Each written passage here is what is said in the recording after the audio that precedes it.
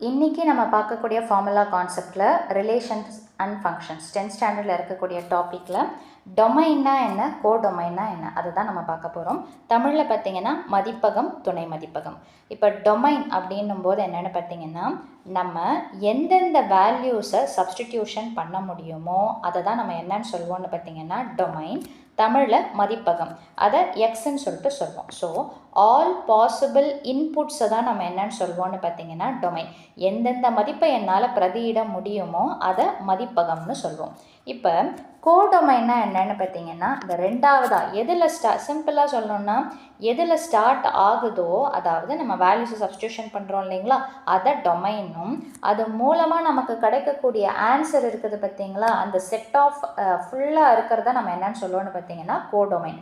அதாவது இந்த ரெண்டாவதாக போய் சேரக்கூடிய இடம் இருக்குது பார்த்தீங்களா, இந்த மேப்பிங்கில் பார்த்தீங்கன்னா இது ஸ்டார்டிங், அம்புக்குறி பார்த்தீங்கன்னா இந்த பக்கமாக இருக்கிறதுனால ஸ்டார்டிங்கில் இருக்கிறத டொமைன் மதிப்பகம்னும், போய் சேரக்கூடிய இடத்த கோடொமைன் தமிழில் துணை மதிப்பகம்னு சொல்லுவோம். அதை எக்ஸ்ன்னும் எஃப் ஆஃப் எக்ஸ்ன்னும் பிரதியிடுவோம். அடுத்தது பார்த்திங்கன்னா, இப்போ இதில் பார்த்திங்கன்னா ஏ 2 தடவை கனெக்ட் ஆகிருக்குது. அதாவது 1 ஏவோட கனெக்ட் ஆகுது, 2வும் ஏவோட கனெக்ட் ஆகுது, 3 வந்துட்டு சியோட கனெக்ட் ஆகுது. இதில் எது கனெக்ட் ஆகலைன்னு பார்த்தீங்கன்னா பின்றது கனெக்ட் ஆகலை. ஸோ அப்போது இதோடைய ரேஞ்ச் என்னன்னு பார்த்தீங்கன்னா, எது எது கனெக்ட் ஆகிருக்குதோ அதை தான் நம்ம என்னன்னு சொல்லுவோம்னு பார்த்தீங்கன்னா ரேஞ்சுன்னு சொல்லுவோம்.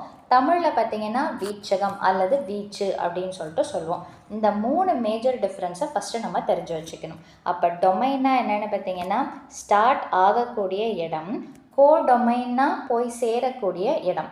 அதாவது மதிப்பகம்ன்றது நம்ம போடக்கூடிய மதிப்புகள் ஸ்டார்டிங் பாயிண்ட்டு, துணை மதிப்பகம்ன்றது என்னென்ன வேல்யூஸ் கிடைக்கலாம் அப்படின்றது, அதாவது போய் சேரக்கூடிய இடம்ன்றது துணை மதிப்பகம். இப்போ வீச்சகம் ரேஞ்சுன்னா என்னது, இங்கே இருக்கக்கூடிய எல்லாமே ஆன்சர் கிடையாது இல்லைங்களா, ஏவும் சியும் மட்டும்தான் கனெக்ட் ஆகிருக்குது.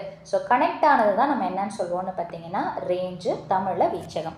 ஸோ இதை தான் இந்த இடத்துல நம்ம தனியாக எடுத்து எழுதியிருக்கிறோம். ஸோ டொமைன் ஃபஸ்ட்டில் இருக்கிறது எல்லாமே ஆன்சர் தான், நம்ம போடக்கூடிய வேல்யூஸ் தான். ஸோ அப்போ அதை டொமைன் மதிப்பகம்னு சொல்லுவோம்.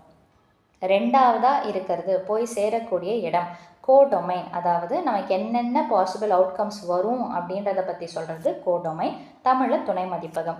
எல்லாமே கனெக்ட் ஆகணுன்ற அவசியம் கிடையாது. இப்போ இதில் பார்த்திங்கன்னா நமக்கு 2 வேல்யூஸ் மட்டும்தான் கனெக்ட் ஆகிருக்குது. ஸோ எது கனெக்ட் ஆகி ஆன்சராக வருதோ அதை தான் நம்ம ரேஞ்சுன்னு சொல்லுவோம், தமிழில் வீச்சகம்னு சொல்லுவோம். ஸோ மீண்டும் அடுத்த பதிவில் வேறொரு கான்செப்டோடு சந்திக்கிறேன்.